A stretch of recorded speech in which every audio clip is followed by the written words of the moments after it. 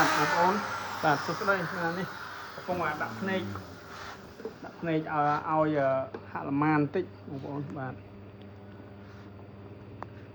នេះបាទហាក់ល្មានបាទបាទហាក់ល្មានឈើបេងមួយសាច់បាទឈើបេងមួយសាច់ចឹងហ្មងបាទហើយដែលមានកម្ពស់77ហើយតឹង67បាទនេះតែកម្ពស់តែនេះណាហើយកម្លាំងផ្សេងបាទកម្លាំងផ្សេងបើបងយកមកឈុតអញ្ចឹងខ្ញុំហ្វ្រីដល់កម្លាំងនេះឲ្យមួយទៀតបងប្អូនហ្វ្រីដល់កម្លាំងជ្រីនេះឲ្យមួយទៀតបាទនេះមើលបងប្អូនតាំងចេះក៏បានដែរ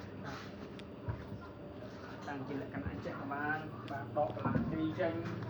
បាទស្អាតណាបាទតាំងតម្រៃទាំងអីចឹងបាទតាំងជាលក្ខណៈអញ្ចឹងក៏បានដែរក៏ស្អាតម្យ៉ាងបាទហើយតម្រៃនេះគឺមានឫសឈើឬអីរបៀបបុរាណហ្មងបាទហើយមានភ្លុកហើយមាន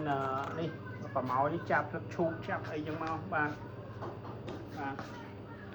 ហើយហាក់ល្មាននេះតាំងលើតម្រៃមួយឈុតចឹងមកបងប្អូនបាទ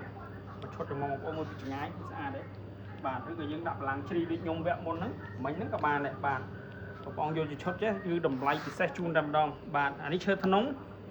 បាទតម្រៃនេះឈើធ្នង់ហើយហាក់ល្មាននេះឈើបេងបងប្អូនបាទ